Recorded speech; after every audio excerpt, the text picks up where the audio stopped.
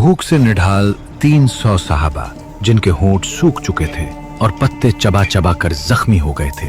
मौत करीब महसूस हो रही थी, मगर फिर एक ऐसा वाकया पेश आया जिसने सब कुछ बदल दिया।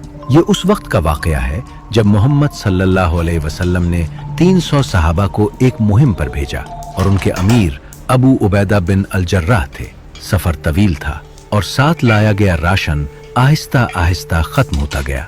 शुरू में हर दिन एक खजूर मिलती थी जिसे सहाबा चूस कर पानी पी लेते और उसी से गुजारा करते। फिर एक वक्त ऐसा आया कि खजूर भी खत्म हो गई। भूख ने शिद्दत इख्तियार की तो उन्होंने दरख्तों के पत्ते और झाड़ियां खाना शुरू कर दी।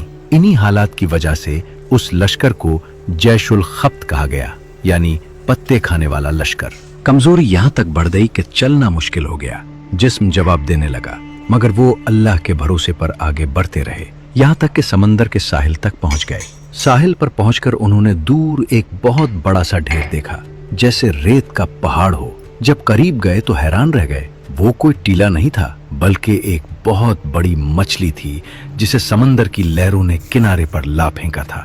हदीस में उसे अल अंबर कहा गया है। पहले अबू उबैदा बिन अल जर्राह ने सोचा कि मुर्दार खाना जायज नहीं, मगर फिर फरमाया, हम अल्लाह के रास्ते में हैं और शदीद मजबूरी में हैं। ये अल्लाह का अता करदा रिस्क है। चुनाचे सब ने इस मछली से खाना शुरू किया।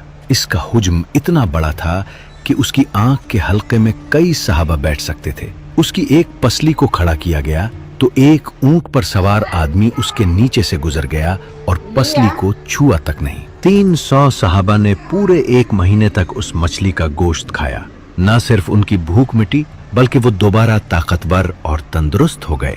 जब ये काफिला वापस मदीना पहुंचा और मोहम्मद सल्लल्लाहु अलैहि वसल्लम को सारा वाकया सुनाया, तो आप सल्लल्लाहु अलैहि वसल्लम ने फरमाया, ये वो रिस्क था जो अल्लाह ने तुम्हारे लिए समुंदर से निकाला।